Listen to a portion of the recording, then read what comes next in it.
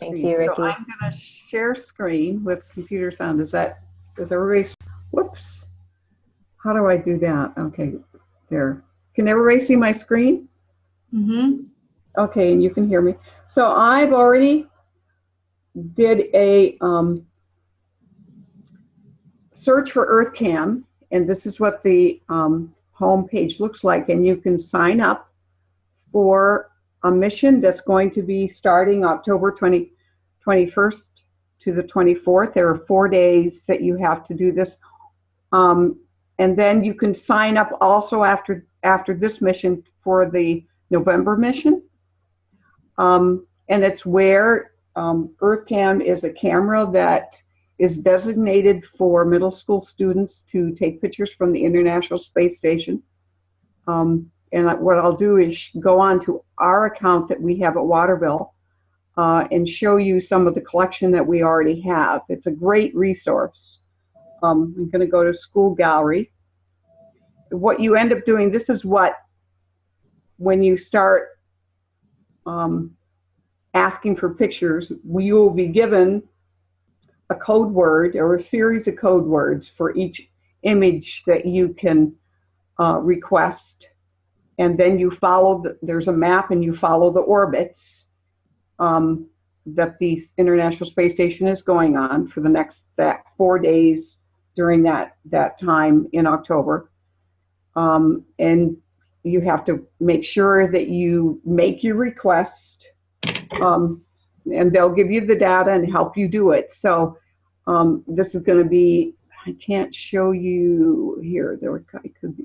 I'm going to show you what I have and then go to the help where you can get the guide that will help you through it. But once you do it a couple times, it's easy for students to do it and they get very excited. So we've been on about 5 or 6 missions already, and there's a grid map of all of our, and I put all for here. So I want to do a map, and it'll load up, and each icon will show you how many pictures we have. Whoops. So that's how many pictures we've taken of Earth in the 4 missions. Some of them are cloudy, some of them are, whoops, and I'm going to go zoom in and go here. For instance,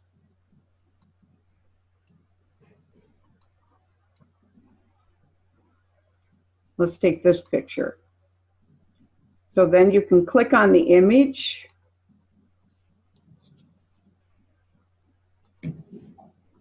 And it gives you the data. And this is the kind of data that you will be given.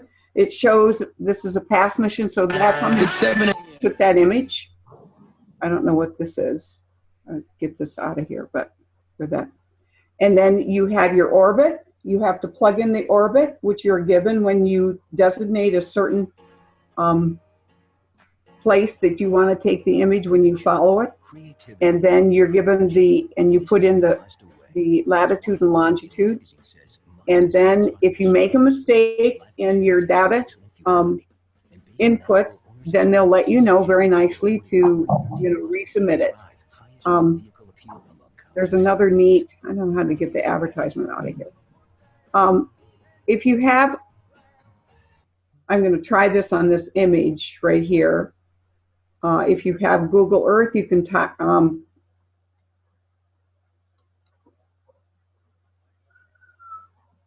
and it will take the image right to the place where you have taken that image.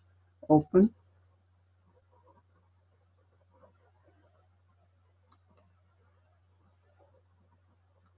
I want the computer to immediately speed up.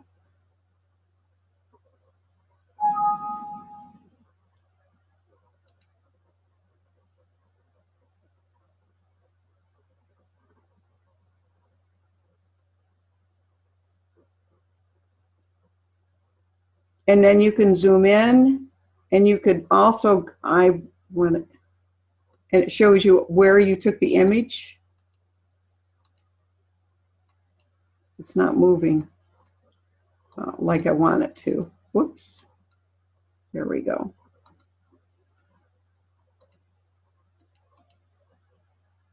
Okay. And also, it's interesting when I was playing around with it, with the image that I had, and I went back and forth, I would copy the image for kids. And I was thinking that the orientation, and I'm going to move this right here, for these images is that north is not always up. So the image taken, you could zero in on it and then move north so that you can line your image up with what's on the map. Just kind of cool. I was playing with it. It would take too long right now to work with that, but the image that I took. But anyway, it gives you a pretty good idea of a different perspective of Earth. And then you could certainly do a geology unit or a comparative planetology, like with Mars and Earth, to see what landforms are the same or whatever. I'm going to go back to, I want to get out of this and show you the help guide, resources, help. So there's the guide, the user guide that you can download, and the target sheet, so the kids have a data sheet. And if you have any questions, I also downloaded two files of for you on the Wigio. So if you have any questions, this is something that I think is a great resource, and there's a lot of potential here. I do have a small video. Anybody have any questions? Here we go. Small, short video, and I'll show about 10 seconds of it.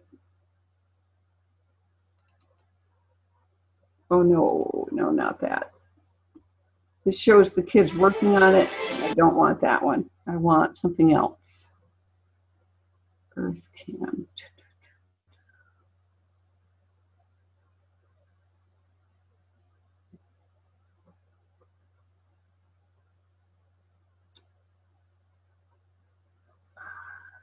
I can't find it. Here we go.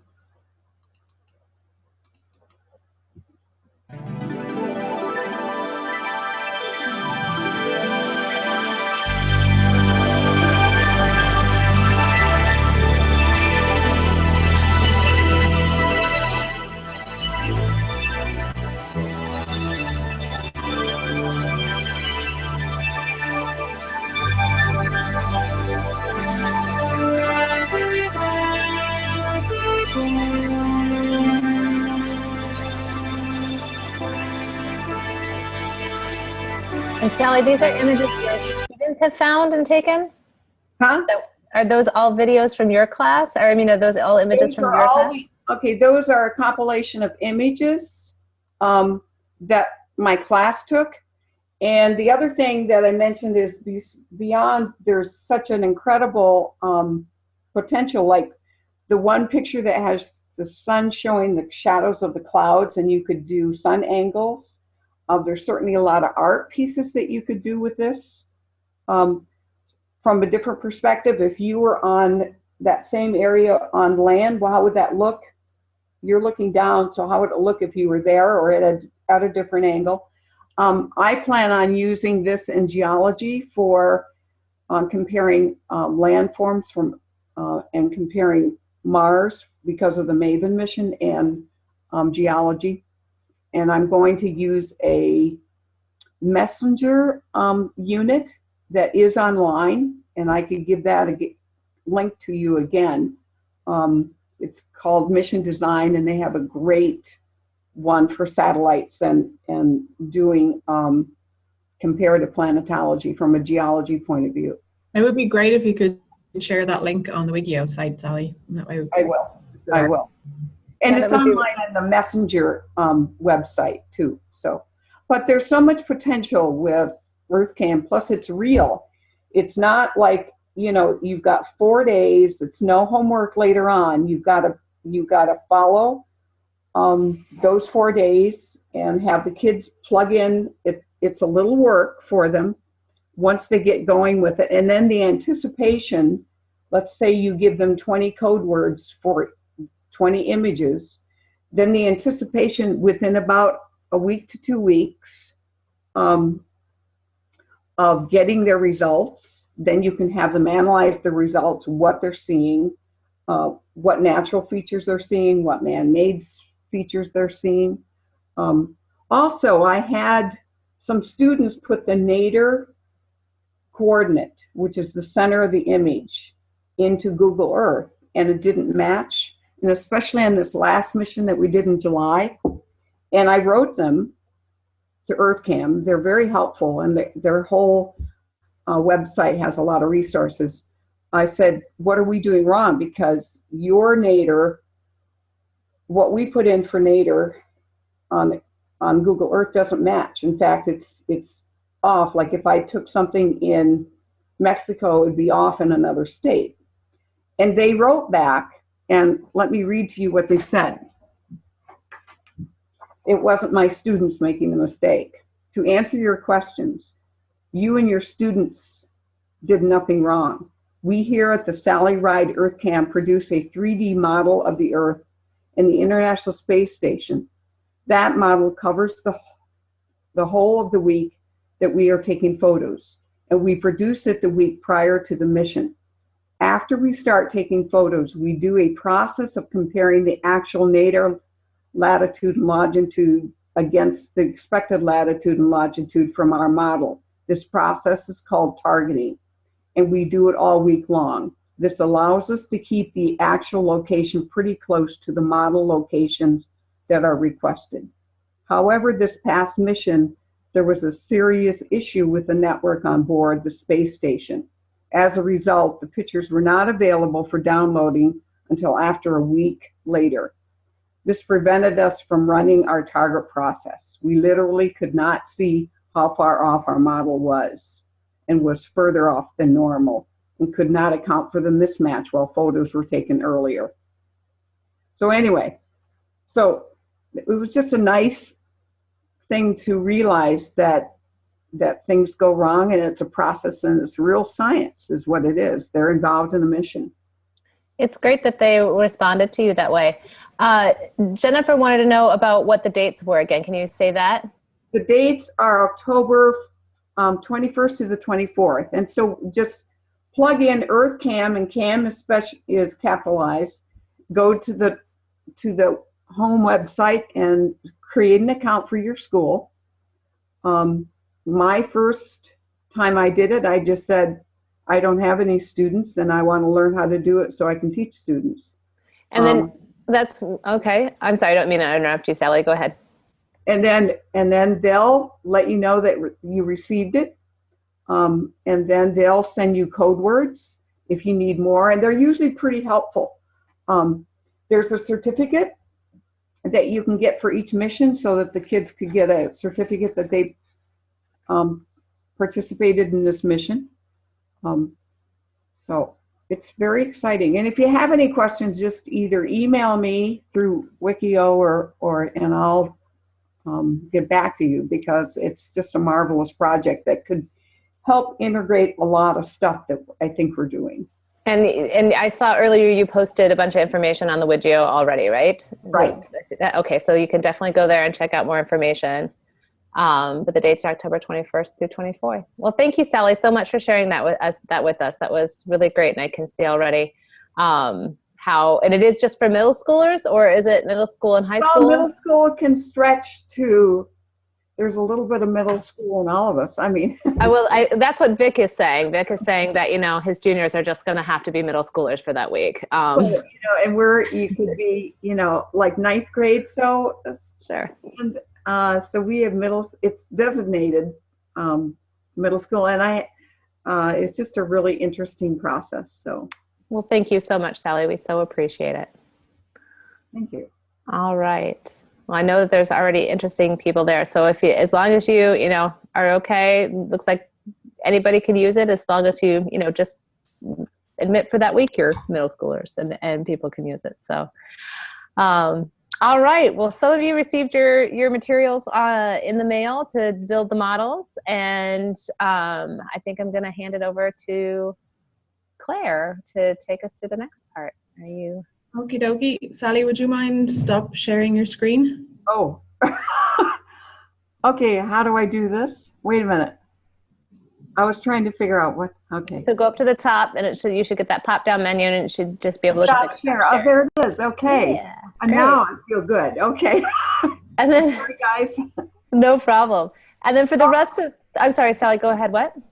One more comment. I think if you try just saying, you know, if you're teaching high school and you just have a use for something like this because of what you've seen, just say, you know, in your whatever class or earth science or geology or art or whatever, that this would be very useful. I think they'd be very open to that. Wonderful. That's so great. That's That's a really good point. Honesty. Wonderful. Thank you. For this next little bit, if everybody can make sure that their view is in the speaker mode, so not the Brady Bunches, but where you get the strip at the top and the big blocks, because what we're going to do is while Claire's showing us how to use the model, or how to put together our models, Ricky, did you start the meeting? Are you the one that is able to, no, you didn't? Okay, I would say whoever started the meeting is able to lock us into the host piece so that everybody can talk and ask questions, but it won't leave Claire's screen, and we'll just continue to see what she's seeing. So if you can put your mode that way, otherwise it'll just be, you'll just get the green box around Claire the whole time. But take it away, Claire. Okay, so Ricky, are you the host? I am. And so can you click on my picture and just click spotlight? And that way it will stay focused on me. And it means everybody else can have a discussion, but that will just stay, we'll stay focused on the model that I'm about to build. Okay. Okay, so good. That's perfect. Okay, so that means that you can have a discussion and we won't have to worry about it switching and changing for a few minutes. Okie dokie. So in the mail, you should have gotten some materials from Andi. And what I'm going to do is take you through the early stages of putting the bases of the model together. And once we have the model built, then I'm going to pass it on to some of our MAVEN Educator ambassadors, and they're actually going to walk you through the process of doing the activity. So I'm just going to help to build the model in the first place. So hopefully all of you have the full screen of my webcam, so as you'll be able to see in detail what it is. So let me do this. This is very this is always very weird where you have like the full screen right here rather than it being the Brady Bunch mode. That looked really trippy, so don't worry if it doesn't look exactly like that. Okay, all right, so the first thing that we're going to do is, first of all, does anybody have any questions about materials or anything like that before we get started, or will we dive right in? Can you give a PSA about the magnets, Claire, before? That's what I'm about to do. Okay, so the magnets that you will have received are extremely strong. So whatever you do not let them touch off each other, because if they touch off each other, you're going to have to get a pliers to get them apart. I keep mine on either side of a post-it note pad, because even if I just use a piece of paper, the paper will just rip apart. So be very careful as we're going along not to let these touch off each other, or you'll have quite the job trying to get them apart. Also, keep them well away from any electronics. So if you have your cell phone on the table, you might want to consider just moving that away, or make sure you don't place the magnets on your computer or too near your computer, or you might damage your hard drive. So just be very careful with these, okay? In particular, these really strong neodymium magnets. Okay, so to begin with, you can have a piece of cardboard or a chopping board, or you can just do it directly onto the tabletop if you wish. You don't have to have something. By doing it on this, it just means that you can move it around afterwards.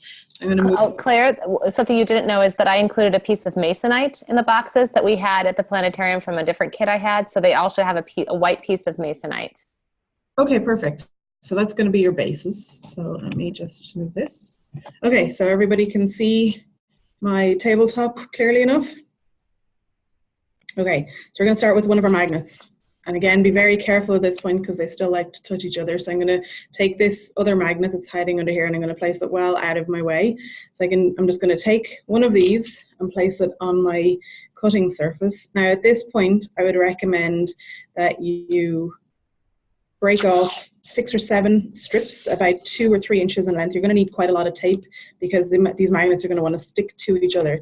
So break off a good few pieces of your tape. If you only have sticky tape, that may not work because of the strength of the magnets.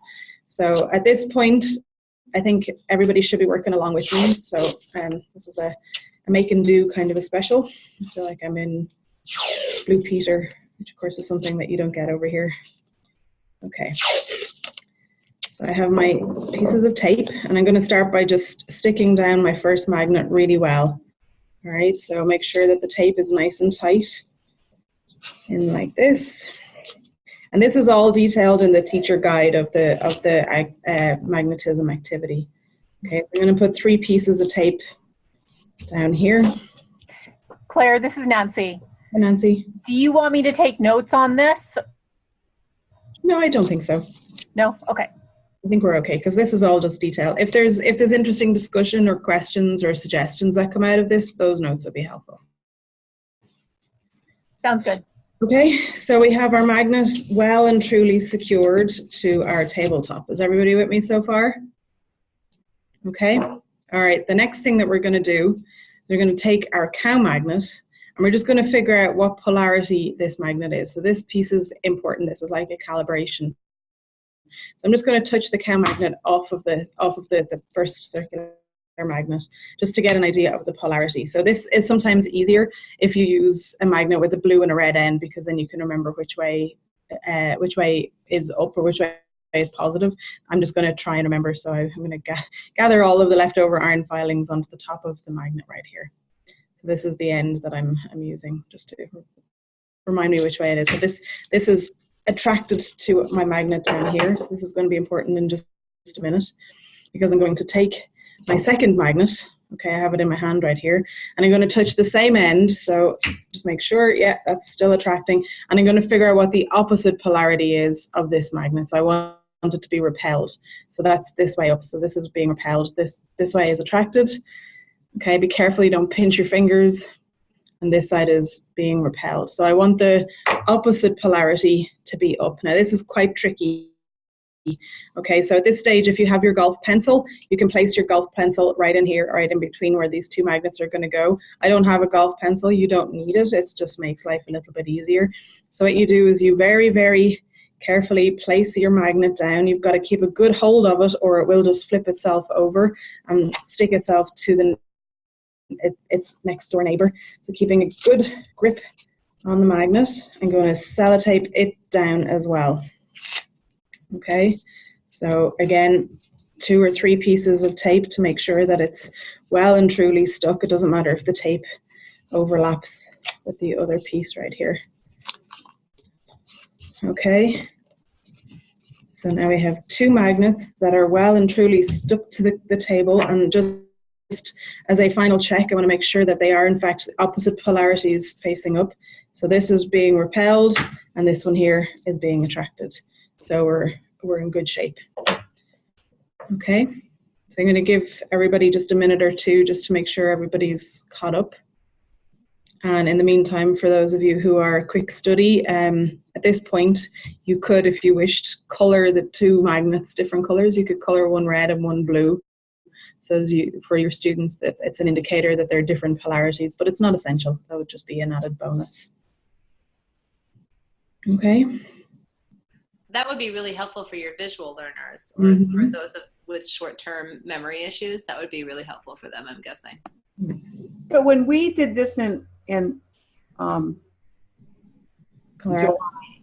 when we were in Colorado, yep, this is already done for us. So because this is kind of a pain to do, insofar as we had no idea to try. We had, I think, 10 different kits. So to try and do this process with a big roll of these very strong magnets, just the way it had, but we had them all built from a previous experiment. right. I would recommend, especially for younger students, that you go through this process. You just get them as far as here, rather than giving the responsibility to your students, because of the possibility of pinching, because these magnets are so strong. We did a lot of experiments with this to try and figure out what magnets we could use for these.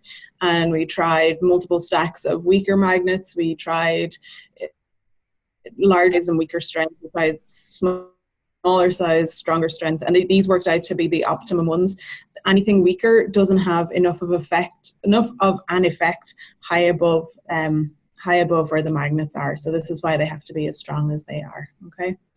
So obviously it's your call. If you think your students can handle this, then great, but just be aware that the likelihood of pinching is pretty high with these. So is there anybody still working on this, or can we move forward?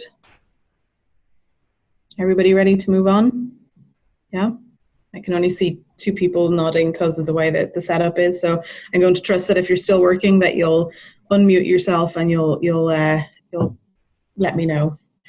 Okay, so next of all, we have the teacher guide, which is available on the website. Actually, maybe at this point, I will just pause for a moment, and I'm going to share with you where to find these resources. I did put copies in the box as well, Claire. Okay. I think it's still useful. Oh yeah, no, absolutely. Just for your information. Okay. So I think let's just share desktop. So if I pull open this and I go to, so if I just search for MAVEN LASP, then the MAVEN Laboratory for Atmospheric and Space Science, Space Physics website comes up. So this is the main MAVEN mission page. Okay, can everybody see this? You can see the countdown to the Mars orbit insertion here. So up on the top row, we have education and outreach. And under education and outreach on the left-hand side, we have for educators. And under for educators, we have MAVEN Educator Ambassador Project. So if I click on MAVEN Educator Ambassador Project, then it brings me to the main MEA homepage. And this last lesson here, Planetary Magnetism, is the lesson that we're working on. So we have the teacher packet and the student handout. And we're working on the teacher packet right now. So this is what we have right here. And so we have just gone through this initial stage of building. So you can see where the golf pencil is right here. It just helps the 2 magnets to stay apart. We actually realized that that's not really essential. It's just maybe an added bonus. So we're going to move on to the next phase just now, which is just putting the basic apparatus together, okay? So if we go back here, then the first stage of our apparatus building is to take 2 of our 4 spacers. So we've used DVD boxes because they're about the right size and they are easy to come by. So all of this whole activity was designed with ease of access in mind. So aside from these strong magnets, the hope would be that much of the rest of the equipment would be readily available, or at least easy enough to obtain. So we use 2 DVD boxes, but you can use anything at all that's roughly this size, provided of course it's not metallic or it's not magnetic to get attracted to the magnet. So we're just going to place 2 DVD boxes either side of our magnets. And I'm just going to very quickly cut to the schematic, which is very handy. So we're looking at this schematic right here, which is at the pages are not numbered. This schematic right here in the teacher guide. So on top of our DVD cases, we're going to place the surface of Mars. So this is the surface of Mars. So beneath here, the magnets, where the magnets are, is beneath the surface. So that's our crustal magnetic field. Okay.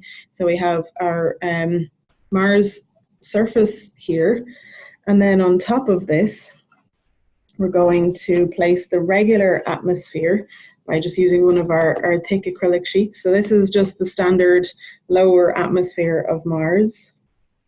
Okay. On top of this, we're going to have the next layer of Mars's atmosphere, and we've used lamination sheets, but really just anything that's somewhat pliable, but also quite sturdy and preferably transparent would do. Okay, so, and these lie on top of each other. So is everybody with me so far? Yeah, anybody have any questions or problems?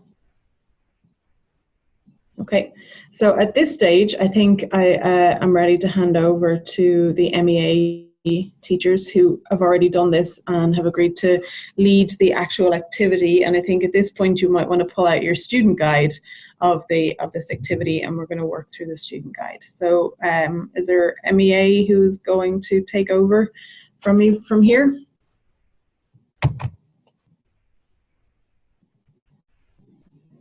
Lynn, Sally, anybody? Is there somebody speaking? And oh, you know what, Ricky, you have to unspotlight me. I can cancel the spotlight. There we go. There we go. Yeah. Yeah, Lynn is going to set, she has her stuff set up to be able to do, and then Sally and Molly, we're going to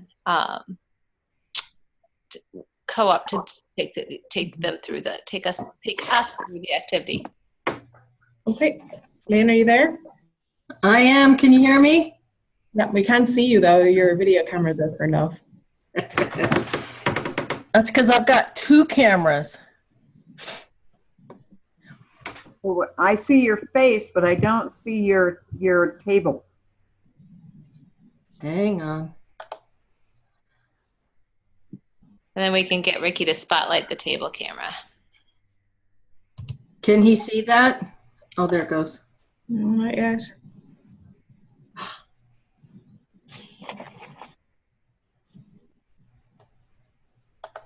Yeah, it's first, so we did practice. It was so good. Yeah, it was. Yes, we did. You're there. Okay, we see a strip, Lynn. It has movie controls on it. It went to sleep. You know what will happen here? Okay, it went to sleep. Also, if you mute that particular camera and then turn the one, like I'm looking at Lynn too, and that yep, there we go. We can see your face. That might help until you get the other camera up. I don't know. I'm just thinking maybe not. Because when you speak, we see your camera with just your avatar. There it goes. Now we got it. Okay. Ricky, can you spotlight that screen for us?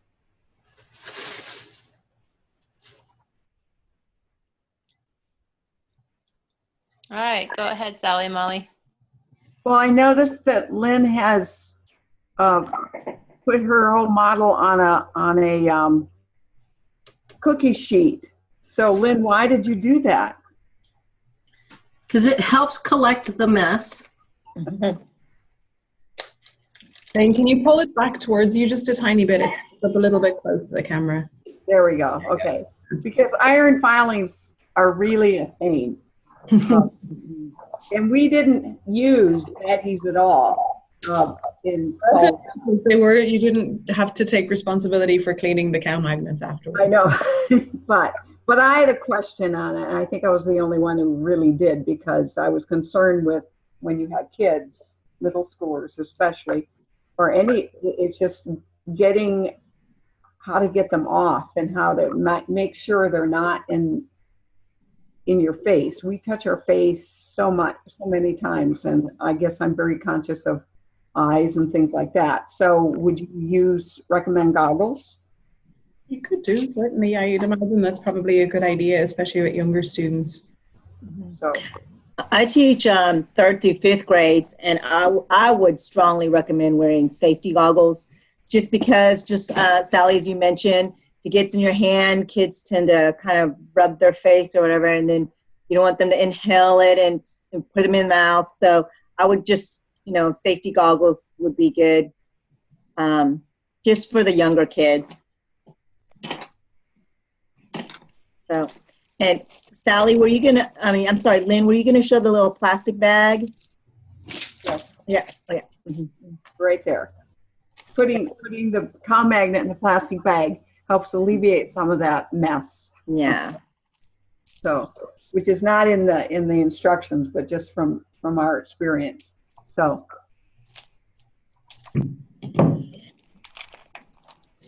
Okay. So Linda's going to she's putting the iron filings on, and it's interesting because this is a model. We're creating a model, and we're really creating a model of which I only did this once, and I had the whole kind of a different take on it of the iron filings, or the cow magnet is like the solar wind, so it gathers up all the particles of the atmosphere, and you can just maneuver it. So just try working, seeing what happens. But having not done this only but once, and then not thinking about it and not reading the directions, I took this model in a different way and thought it represented part of the magnetic field that Mars has in the southern atmosphere, and not a global field like Earth has. But so that wasn't the intent of the model at all.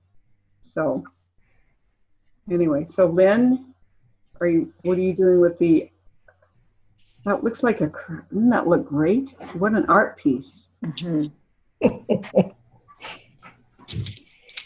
Should we have a solar storm? Yeah, let's have a storm. Remember if you're going to have your solar storm, we got to go to the next level. Well, okay, should we just have solar movement now?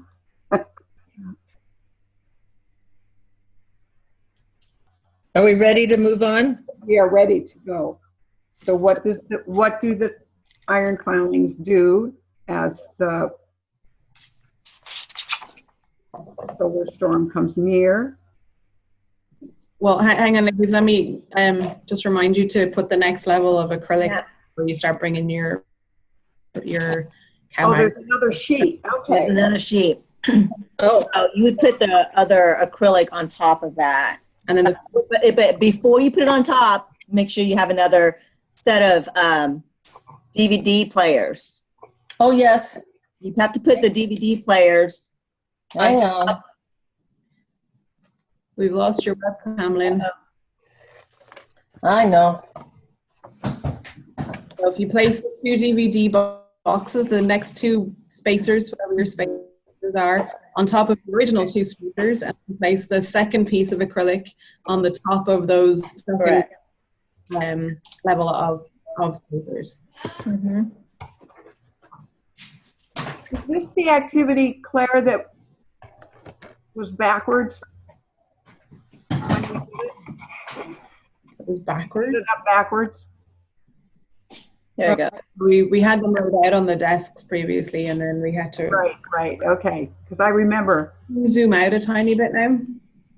There you go. So see Yeah, okay. a second set of spacers and then second acrylic sheet on top of the original acrylic sheet. So be careful that your spacers are not too big, because they won't interact with the magnets on the bottom sheet as strongly. So the bigger the space between the acrylic sheets, the less impact it will have. Distance makes a difference. So it'll be okay, but single DVD boxes are kind of the size. So Lynn, we can't, oh, there we go. Okay, we can see the, Okay. Everybody with us? Yep.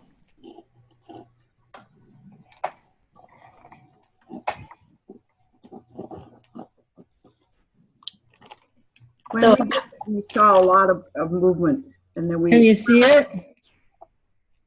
yeah, I can see it. See, I've got some of it moving off when the solar wind comes through.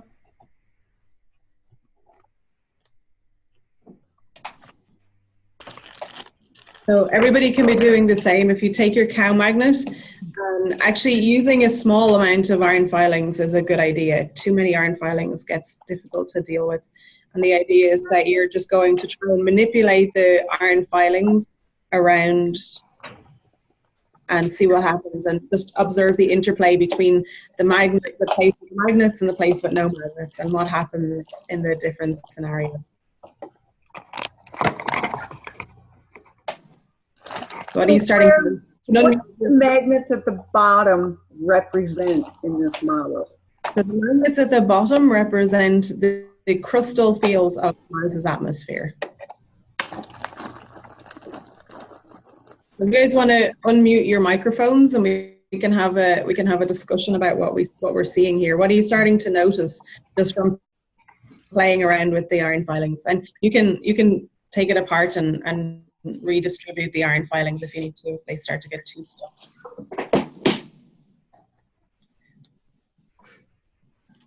Okay, so this is a model of what happens with the particles in the atmosphere from the solar wind, right? Yeah. So then, so those other magnets are below the surface of Mars. mhm. Okay. So what we see here is this is modeling is that the iron filings that we have sprinkled here are supposed to be ions in Mars's atmosphere. Okay. And the cap that we have here is supposed to represent the solar wind or a coronal mass ejection. And so the magnetic field coming from the solar wind is going to interact with the particles that are in Mars's atmosphere.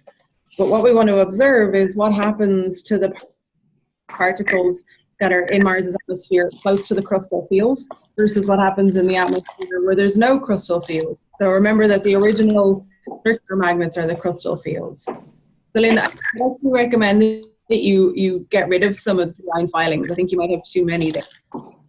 That might help a little bit. So if it gets to the stage where all your iron filings are piled up on top of it, then you can take off the top layer and take off the top of the DVD, and you can lift off the translucent page and just shake them out again. Just redistribute them and put them back into the box and put them back out again if you have to. And then we're going to put the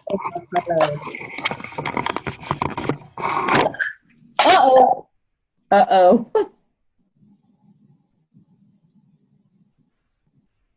What happened? You knocked us over, Lynn. Just threw us on the ground. Oh, no. Maggie, the Mars doesn't have a magnetosphere like we think of it. They do have magnetism and they do have small fields in the southern hemisphere, but it's not like Earth. I have a question. Yep.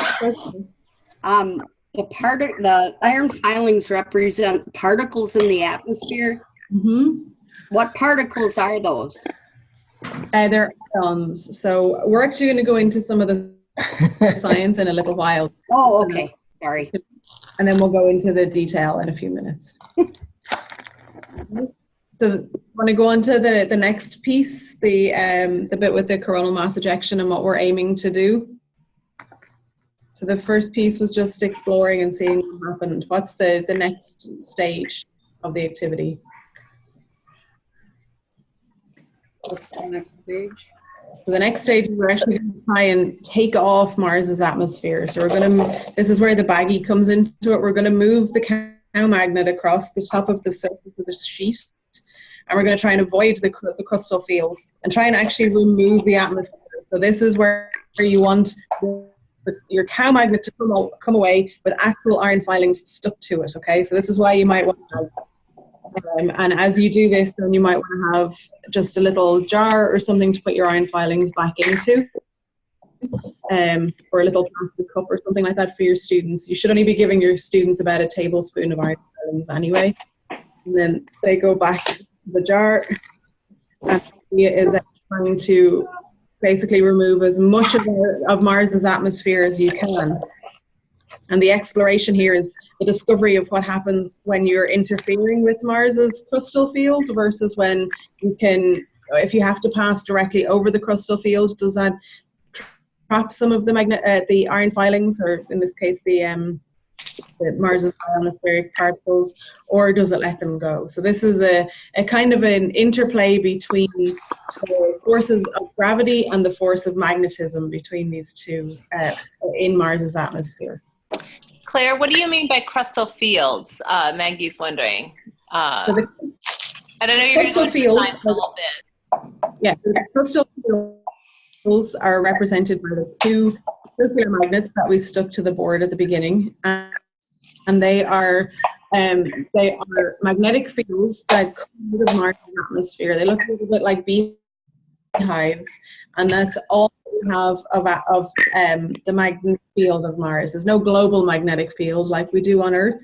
We just have these little bubbles of magnetic fields. They're little small beehives. And so what we're trying to do is look at the interplay between the loss of Mars's atmosphere and where the magnetic field on Mars is. Does that make sense, Maggie? It'll make more sense soon, hopefully. Yeah. Here's my question. Wow. Now let's assume you do have a magnetic field that's holding your ions in place, but as the magnet gets strong enough, it's also going to start stripping it off, will it not? Say that one more time. Vic, can you repeat that one more time? I was going to say, even if you'd have a very strong magnetic field such as the Earth, when you run that coronal mass ejection over the top of it, it would still strip the topmost portion of the atmosphere, would it not? Well, that's a good point, because if we pause for a minute and think about our setup right here, and whether or not we're thinking about just the Mars's crustal fields or the Earth's magnetic field, what are the forces at play that are keeping these ionospheric particles or our iron filings on the surface or in the atmosphere of Mars? What's battling our cow magnet coronal mass ejection? There's two main forces that are battling our coronal mass ejection. What are they? So there's the force of gravity. So there's gravity and then the attraction of the magnetic field. Magnetic field. So the strength of the coronal mass ejection, if you had no surface magnetic field, the solar wind would everything. Okay, it would strip all of the charged particles away. But because we do have some amount of magnetic field on Earth, it does have a real strength to it. Even though it's localized, they are still pretty strong fields. The strong wind only have a certain amount of effect. It still can't take everything away. So if we go through the action, if you redistribute your iron filings and you just the cow magnet across the area with the crustal, you may notice that at the beginning, lots of iron filings that it picks up, but as soon as you pass over those crustal fields, it pulls them all back again, so you lose them. You can't just take them away without any cost. It's also interesting to flip your bar magnet over, try and go the direction and see if there's any change in how much of the magnetic field that you can gather up. So this is really about exploration. It's about wondering the balances between the magnetic strength of the crustal fields, the magnetic strength of the coronal mass ejection, and gravity, and how those three forces balance each other out. And they're not the same all over the planet, and they're not the same on every planet. So in this activity, there's a further section that questions these kind of effects on Venus as well, and on Mercury too, I think.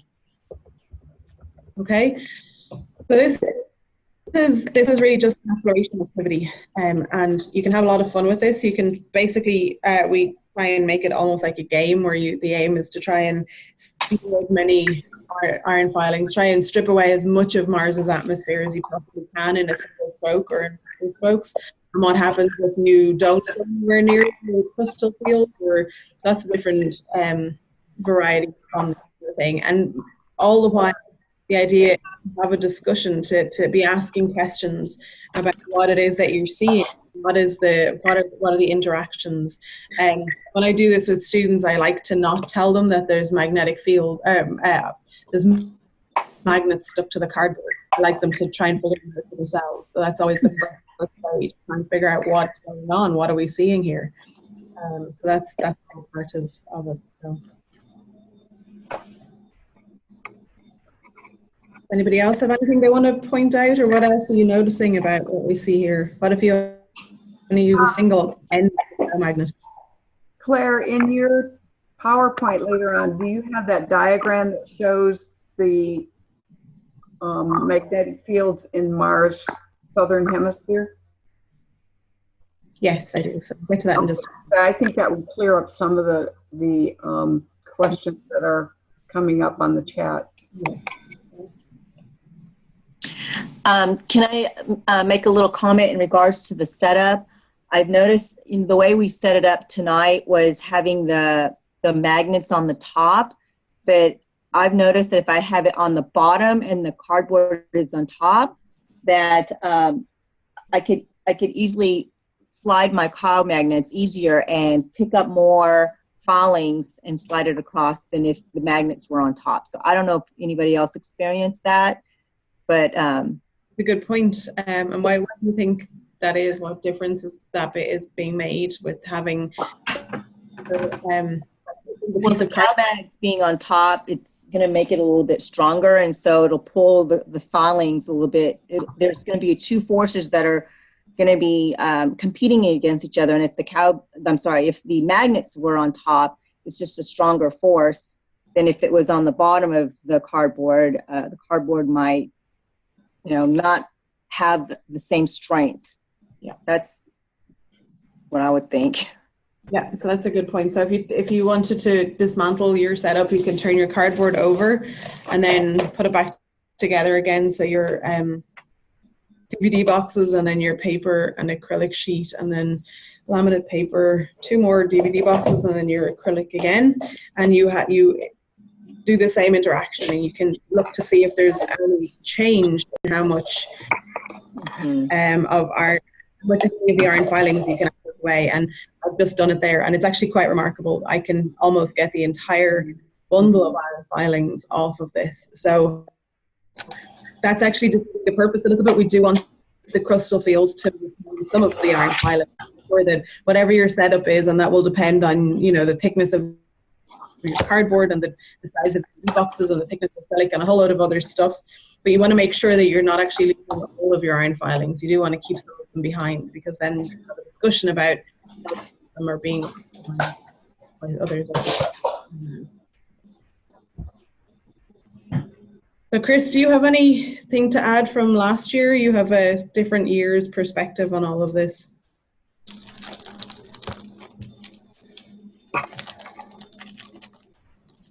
Have you tried this in the classroom yet, maybe?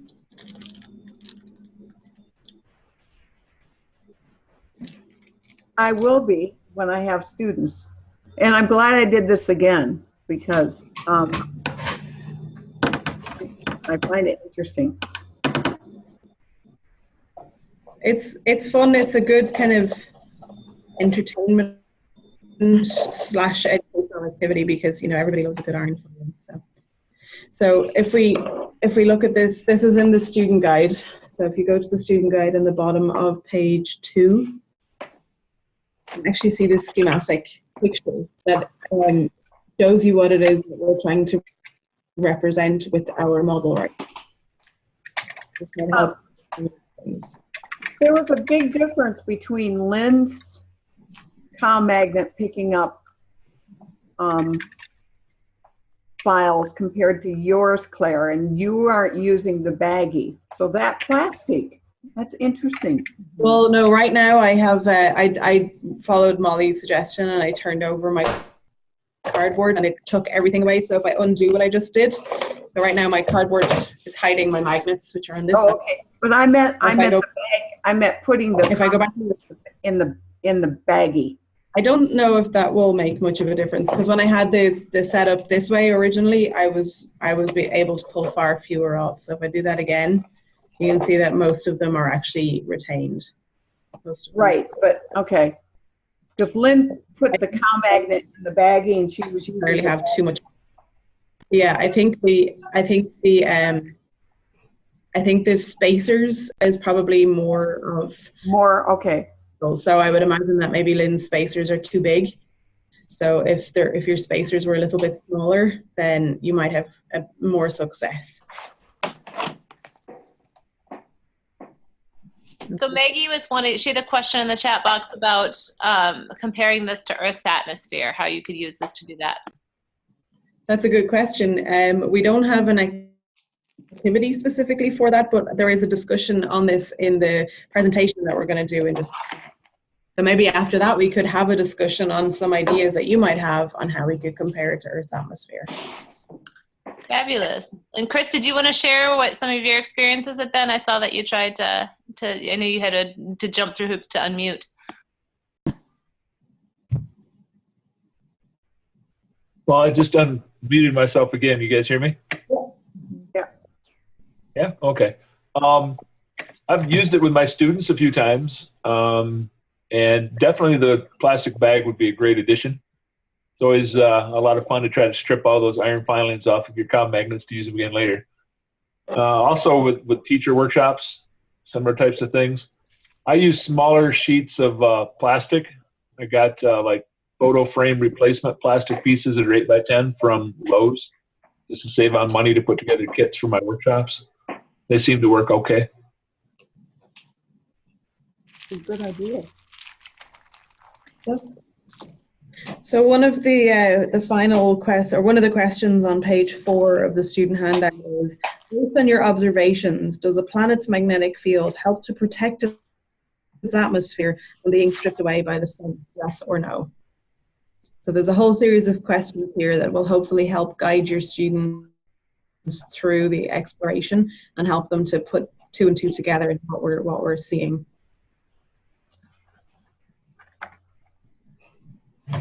And then there is a going further section that starts on page 6, and then going even further, which involves some math as well for the older students. Mm-hmm. So does anybody have any more questions, or maybe we should do the science background first, and then we can have a discussion and talk about some questions after that. Would that be helpful? Yes, that would be good. Are you also going to show the sputtering video? Yay, that's a good one. The which video? Sputtering. And Claire, there's a comment in the chat from Vic about, so MAVEN, according to this model, will find higher concentration of ions over the magnetic field and lower in other regions. That would be a hope. I'm not exactly well, yes, I guess they are doing those deep flight or the deep orbit analyses. So I would expect that that would be the case. That's what they're hoping to see. So there's a number of different loss mechanisms for stripping of Mars's atmosphere, and MAVEN is trying to investigate most of them. I think at least 3 of them. So. How do you tie the ions to the actual lower? I don't quite understand what you mean by that. The ionosphere is above your normal atmosphere. How do you tie that? That's also what the atmosphere itself has been stripped off. How do you tie the 2 together? Because with the ionosphere, you can deal with a charge and magnetic field. The atmosphere isn't. So how do you make the correlation between the 2? So let me just see if I can repeat your question, because you sort of cut out a little bit. So are you saying that in the ionosphere you expect to see charged particles, but in the atmosphere you don't expect to see charged particles? So how do you connect the 2? Is that what you were asking?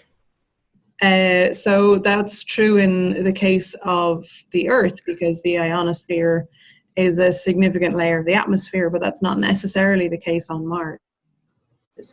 So when I play the 3 videos at the end of the science presentation, that might help clear that up a little bit. And if it doesn't, then we can come back to the question. Okay?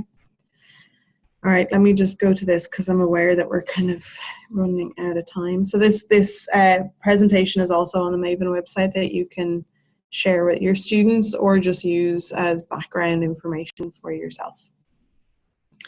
Okay, so planetary magnetism.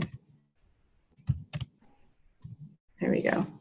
So the solar wind is a stream of mostly charged particles that emanate from the sun and blow throughout the solar system, and the sun's magnetic field flows within these particles. The cow magnet that we used earlier is supposed to emanate the sun the solar wind or specifically a coronal mass ejection. The difference between those is not super important right now. So this is the picture that I think would have helped Maggie out. This is the picture of Mars's magnetic field. Mars's crust has small pockets of magnetic fields, and the atmosphere is covered in these pockets, but only in the southern hemisphere. So you can see that in the northern hemisphere, there's almost no magnetic field. And why that's the case is an open topic of conversation. People don't really understand. There's some hypotheses, and MAVEN is hoping to help understand why this deviation is like this, where they came from. And scientists think that a lot of this come from Mars's evolutionary history, so how Mars actually evolved as a planet and how it got to be in the state that it's in.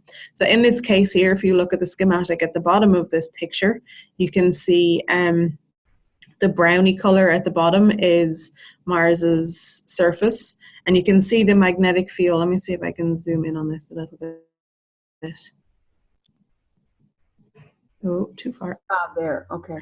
So we have Mars's surface. Oh, there we go. Mars's surface is brown, and then you can see the crustal magnetic field are these orangey fields, and they're rooted in the surface of Mars. They emanate from beneath the surface of Mars. So we have the surface and underlying crustal magnetic fields are orange. Above that, we have lower, more dense neutral particles, which is the bottom layer of acrylic that we have on the right-hand side. Then above that, we have the ionosphere, which contains the charged particles that Vic was asking about a little while ago, which is in our model here, it's the space between the two acrylic sheets, really. And then we have space and the sun's magnetic field, which is kind of everything above the second acrylic sheet.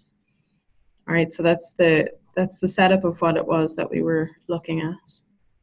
So why do we care about the magnetic field? What's such a big deal about the magnetic field? So magnetic fields are important for protecting the atmosphere and keep it from being lost to space. And an atmosphere is necessary for the presence of surface water, which is necessary to support life as we know it.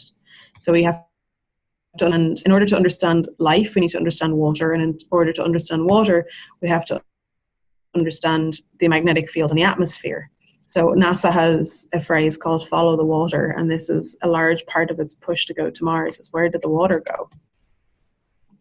And we have seen evidence of liquid water on Mars, on ancient Mars, through some of the rovers and the orbital missions that have been there. And this started how many centuries ago with just observing the canals on Mars, and of course they're not actually canals, but this was the start of the hypothesis of liquid water on Mars. So water on ancient Mars means that there must have been a higher surface pressure. So we know that there's a pretty strong evidence that there was once liquid water flowing on the surface of Mars. And in order for that to have been the case, there had to have been higher surface pressure. And number two here, if the surface pressure was higher, that implies there had to have been atmosphere. And in order to retain an atmosphere, the best way to do that is to have a global magnetic field like we do on the Earth. So this is the kind of reverse thought process of how you can compare Mars and the Earth. And so ancient Mars may have looked a lot like today's Earth. So in these two pictures, you can see that they're quite similar. The chances are that way back when Mars had a liquid core, that it would have had a global magnetic field, not unlike the Earth's today, that would have helped to keep the atmosphere protected. Now, a magnetic field is not the only thing that will help to protect your atmosphere, but it definitely plays a pretty strong role. So today, the Earth has a global magnetic field, like a bar magnet. It has surface water, supports life, and has a thick atmosphere. And so based on our reverse thought process on the previous slide, does that mean Mars once had these things also? And then going forward, does that mean that the Earth is destined to follow the path that Mars is now following? So this is why we have MAVEN, because we don't know the answers to these questions. These are all still hypotheses and open-ended questions. So they're hoping that MAVEN will help to address some of these. So this is why do we care about the magnetic field and its interaction with the atmosphere? Well, a global magnetic field helps to protect a planet's atmosphere from harmful effects from the sun, magnetic field, and space weather. And so you can see these are two different images on the right-hand side here of the Earth's magnetic field. So you can see in this, Earth is this tiny little dot in the middle, and then we have this big teardrop-shaped magnetic field that most of you are familiar with, compared to Mars, which has barely little pimples on its surface of magnetic field. And so its atmosphere can just get blown away without any difficulty whatsoever. And the Earth's magnetic field is not only vital for life, but of course, as we all know, and hopefully some of you witnessed last week, it's also part of the generation, an integral part of generating the aurora at our poles. And so this is just one of the nice byproducts of this. So there has been an investigation started because of this, because of the small crustal fields on Mars. People are now wondering, does that mean that we should see teeny tiny little aurora spotted all over the southern hemisphere of Mars based on where the magnetic field bubbles are? So who knows? And we know that all of Earth is protected by a very strong global magnetic field that Mars does not have. So if we compare the size of Mars in here to the global magnetic field that it has, compared to that earlier picture of Mars with its little pimply magnetic fields. And I'm not going to go into this just now, the generation of Earth's magnetic field, since it's somewhat different to Mars. So today, Mars has no liquid water on its surface and no global magnetic field. And if we compare the two sizes of the planets, we can see that Earth is quite a bit bigger than Mars down here, but in comparison, the size of Earth's magnetic field compared to the size of Mars's magnetic field, they're not to scale. It's not like Earth's magnetic field is the same size relative to, it's not like the magnetic field of Mars is the same relative size just because Mars is smaller. They're really quite different. And we know that the atmosphere of Mars today is less than 1% of the thickness of Earth's. So what happened to Mars? So it's all of these things don't add up. It's not a linear process. It's not based on size. And this is what MAVEN is hoping to answer. So this is the purpose of MAVEN, is to answer these big questions. So I love this picture here because it actually shows the thicknesses of the atmospheres relative, well, they're not to scale obviously, but that Earth has this nice big thick atmosphere in the background and Mars is a much thinner layer. And MAVEN will orbit Mars to explore how the sun may have stripped Mars of most of its atmosphere, turning a planet once possibly habitable into microbial life into a cold and barren desert world. Its 9 instruments will observe Mars's magnetic field, its atmosphere, and the effect of the sun on the planet. So this is a little bit more detail about MAVEN. It has 9 instruments, which I won't go through just now because I'm aware of the fact that we're running out of time. These are some of the, these are just the groups of instruments. So we have solar instruments, we have plasma instruments, and neutral instruments. And these are really what I want to play you here. So these are the 3 YouTube videos that have been put together by NASA that describe the 3 loss mechanisms for MAVEN. So, oh. This is not going to share.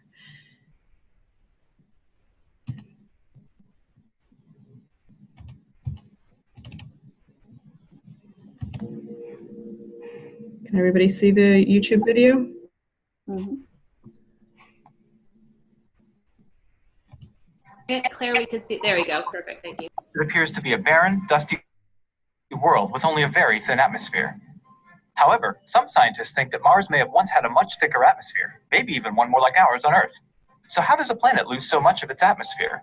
NASA's MAVEN spacecraft will help give us clearer answers when it studies Mars's upper atmosphere. But scientists think that several processes may have had an impact over billions of years. One way that an atmosphere can be lost to space is through a series of what are called neutral processes, which are processes that involve neutral particles rather than charged particles. On Mars, for example, atoms and molecules of hydrogen gas can be found in the upper atmosphere, and they often collide with each other as they make their way around. For the most part, the molecules are still bound to the planet by heat. However, if a fast-moving molecule collides with another molecule at the right angle, the molecule may have just enough speed to leave the atmosphere and be lost to space. As this process continues over billions of years, it, along with many other processes, can contribute to the disappearance of a planet's atmosphere. And since the hydrogen in the atmosphere ultimately comes from water in the lower atmosphere, it may also contribute to the loss of water over time. In the end, this cumulative effect could have transformed Mars from a bluer, cloudier planet into the red one we see today, and MAVEN will study this process and tell us how it really works.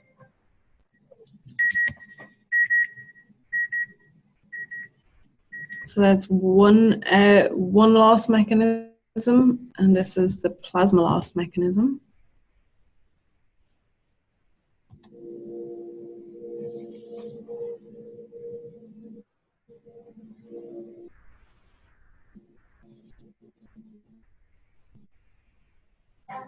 Even though it's not obvious just by looking at it, scientists think that Mars, a dry, dusty planet, may have once looked a lot more like Earth, with a blue atmosphere, thick clouds, and possibly even water.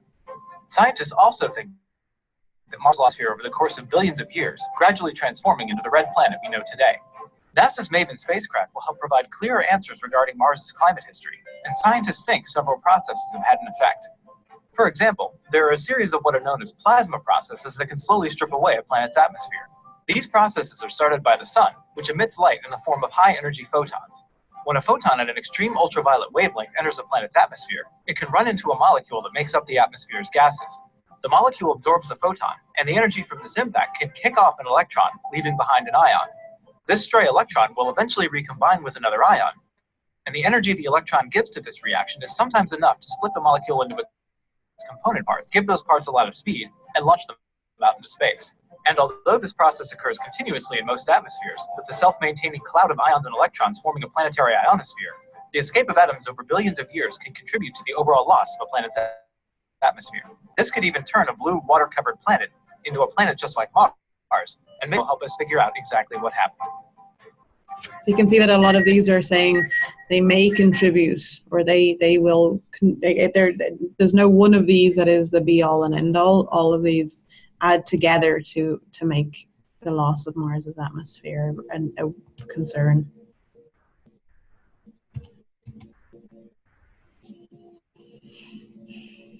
And this is the one that we modeled today. This is sputtering. When you take a look at Mars, you probably wouldn't think that it looks like a very nice place to live. It's dry, it's dusty, and there's practically no atmosphere.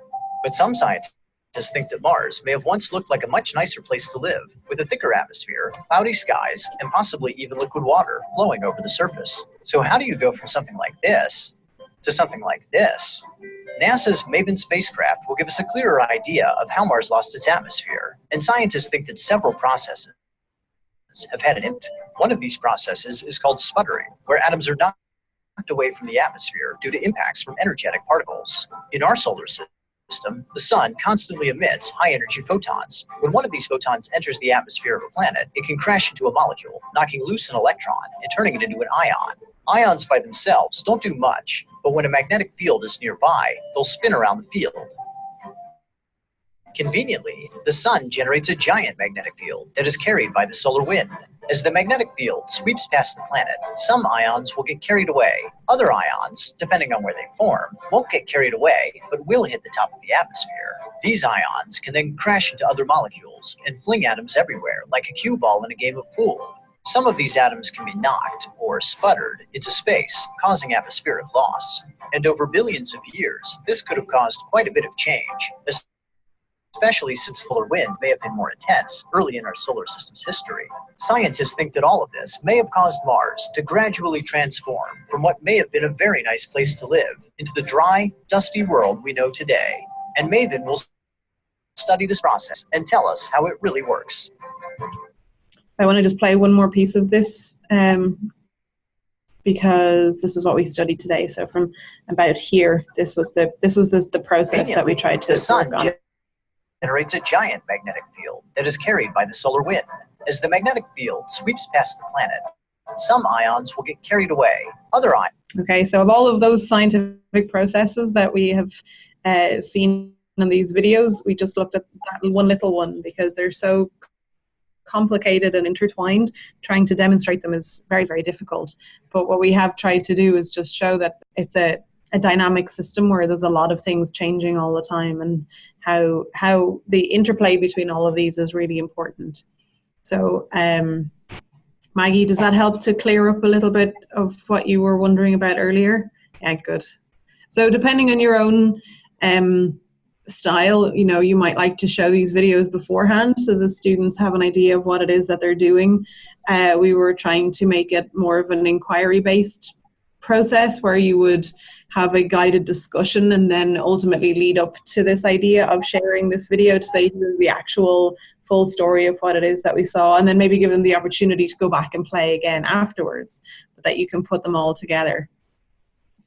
So the IMF in the solar wind is the same as the cow magnet. Yes, exactly. So that's why I was using CME and solar wind interchangeably. It doesn't really matter. Basically, it's a source of external magnetic field that's passing over the planet. So whether it's a coronal mass ejection or whether it's just the solar wind, it will have a very similar effect. And the ions that are loose in the atmosphere will just get launched onto it in these Lorentz spirals and get pulled away. Let me just see if there was other. Okay, so does anybody have any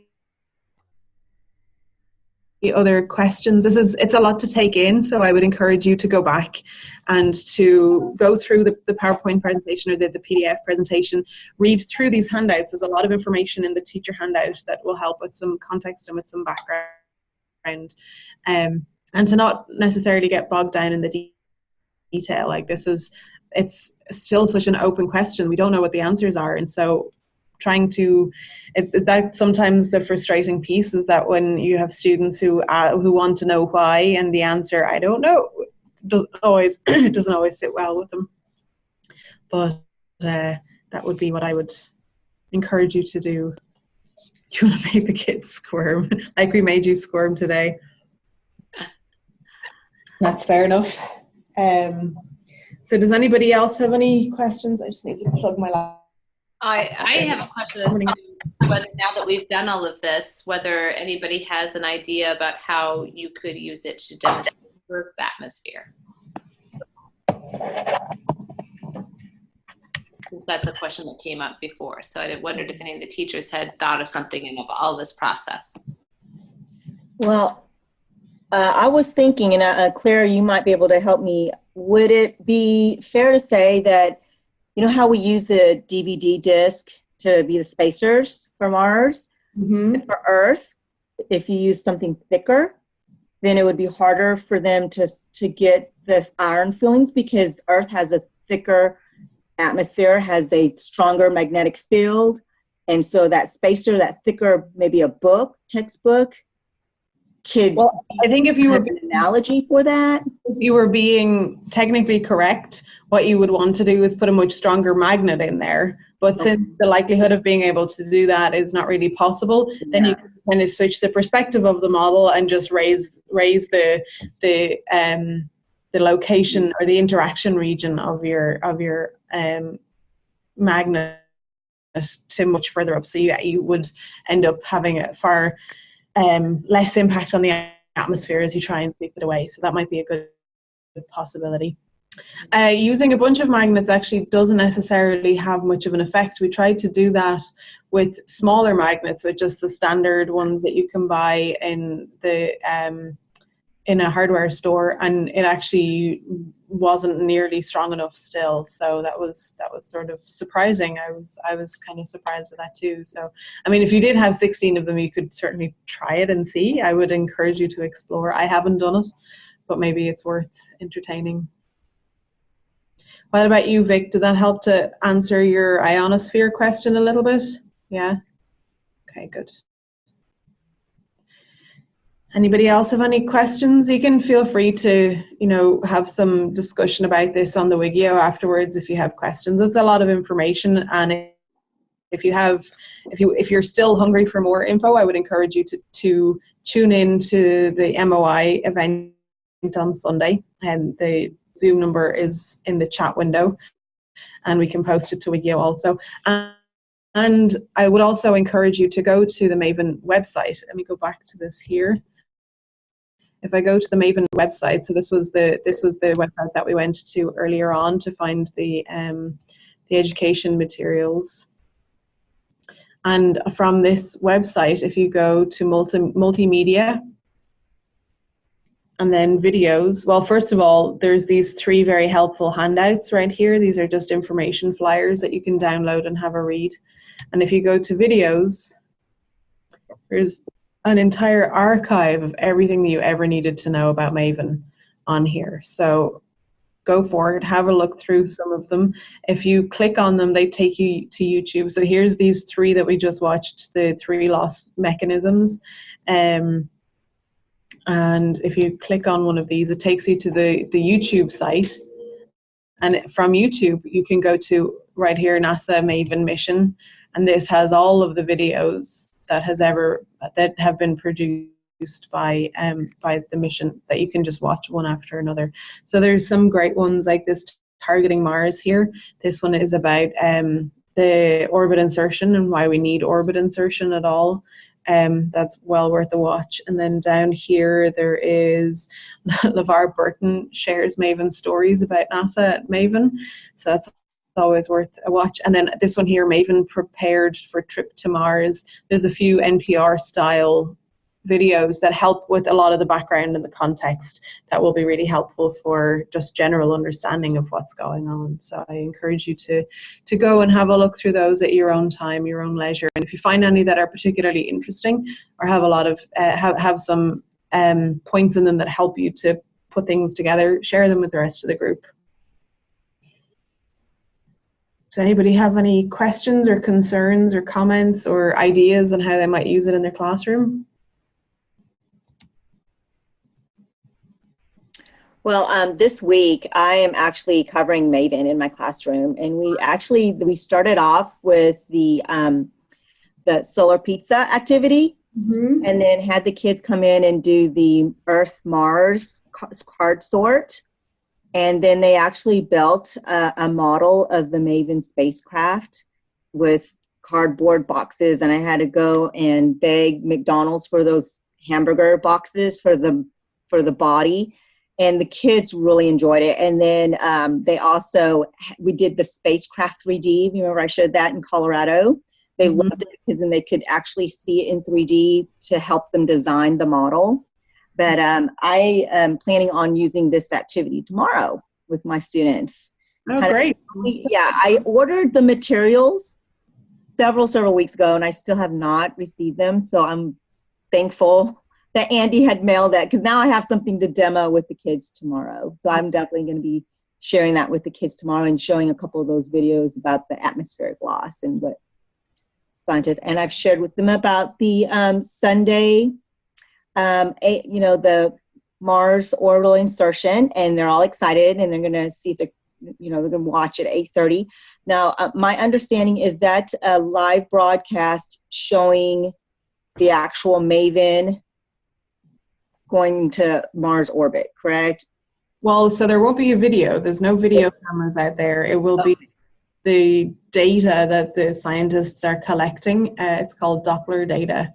And it will be an explanation of what you see, and then the interpretation of the data, and then there will probably be video. The spacecraft is being controlled out of Lockheed Martin, so they have filmers at Lockheed Martin, so they'll be filming the people who are doing the commanding, and they'll be filming the moment of acknowledgement that, okay, it's been successful, and so on. So I'd imagine that's what it will be. So there is no video. It won't be a picture of this. It will just be the interpolated data. I see. I thought there was a camera on the front of me. No. Right not. And that actually brings up a really good question. It's a bit like if a satellite launches itself into an orbit around a planet and nobody is there to see it, did it really happen? So how do you actually interpret what happened, and how do you know that it actually happened, and how do you put the pieces together to know what is, that what you're interpreting is in fact the case? So that's part of the excitement. That's actually going to be one of our presentations here on Sunday, we hope. So that might be beneficial to them too. Okay. So I'm doing several MAVEN activities tomorrow with the high school astronomy classes. There's 2 of them. And then on Friday, I'm heading out to North Dakota to the Dakota Nights, and they're having solar observing during the day with a whole bunch of activities. So I'm doing MAVEN activities at that. And then I'm doing a presentation in their, they have a theater that they're doing different presentations in, and they want me to do one there too.